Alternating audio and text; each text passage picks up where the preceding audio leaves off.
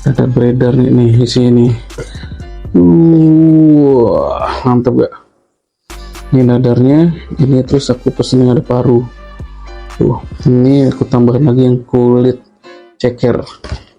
Terus nasinya aku pesen yang daun jeruk. Langsung aja kita buka. Tunggu ya, aku mau buka dulu. Nah, ini dia nih.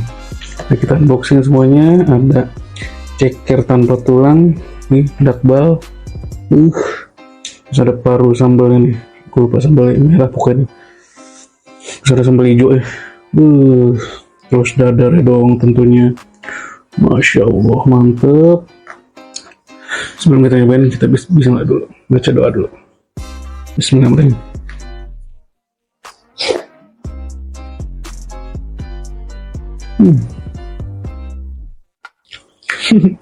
Enak.